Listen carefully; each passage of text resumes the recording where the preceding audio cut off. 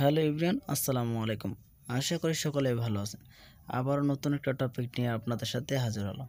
আজকের ভিডিওতে আমি আপনাদের সাথে শেয়ার করব একটা প্যান্টের আইলেট হলে কী কী সমস্যা, কী কী ডিফেক্ট, কী কী অল্টার হতে পারে সেই বিষয় নিয়ে আলোচনা করব।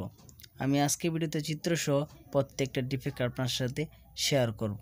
আশা করি আপনাদের ভালো লাগবে। তো ভিউয়ার্স, গার্মেন্টস রিলেটেড নতুন নতুন তথ্য পেতে আমার চ্যানেলটিকে সাবস্ক্রাইব করে রাখবেন এবং যারা পেজ থেকে দেখতেছেন তারা পেজটি ফলো করে রাখবেন। আশা করি আপনাদেরকে নতুন নতুন তথ্য দিয়ে উপকৃত করতে পারবো। তো ভিউয়ার্স, আজকের ভিডিওতে আমরা দেখব একটা প্যান্টের আইলেট হয়ে গেলে কী কী প্রবলেম হয়ে থাকে। তো বেশ, চলুন শুরু করা যাক। এখন যে প্রথম প্রবলেমটা দেখতে পারতেছেন বা ডিফেক্টটা দেখতে পারতেছেন, এটা হলো পজিশন আপ ডাউন। আইলেট হোলের পজিশন ঠিক নেই। দেন দ্বিতীয় যে প্রবলেমটা দেখতে পাচ্ছেন, এই প্রবলেমটার নাম হলো থ্রেড টেনশন। গার্মেন্টসে সুতার প্রবলেমের কারণে থ্রেড টেনশন হয়ে থাকে, থ্রেড টেনশন।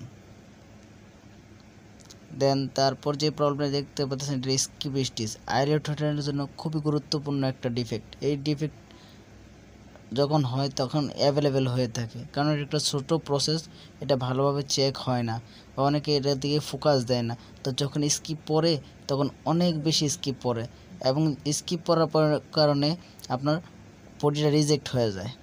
দেন পরবর্তী প্রবলেমটার নাম হলো বা ডিফেক্টের নাম হলো ওপেন চেম, মানে খোলা সেলাই। ববিনে সুতা না থাকার কারণে বা লোভার সুতা ছিঁড়ে যাওয়ার কারণে এটা হয়। দেন পরবর্তী প্রবলেমটা এটা হলো ওপেন চেম। গার্মেন্টসে সবচেয়ে ছোট এবং সহজ একটা প্রসেস হলো আইলেট হোল। তবে সে প্যান্টের ক্ষেত্রে এটা গুরুত্বপূর্ণ একটা প্রসেস, কিন্তু আমরা এটাকে গুরুত্ব দিই না বা সহজ বিষয় হিসেবে নিই। সেক্ষেত্রে এখানে স্কিপ, ব্রোকেন, ডাউন স্টিচ অথবা ওপেন সিয়াম, থ্রেড টেনশন এগুলো হলে আমরা সহজে টের পাই না বা খেয়াল করি না বা ফোকাস করি না, যার কারণে আমাদের বডিতে প্রচুর পরিমাণে স্কিপ এবং ডিফেক্ট হয়ে থাকে। সেক্ষেত্রে পুরো বডিটা রিজেক্ট হয়ে যায়, ওয়েস্ট পেলটা রিজেক্ট হয়ে যায়। তো ভিউয়ার্স, সেই জন্য আমাদেরকে অবশ্যই এই ছোটো প্রসেসটার দিকে বেশি নজর বা ফোকাস রাখতে হবে, যাতে করে এই ডিফেক্টগুলো কম হয়।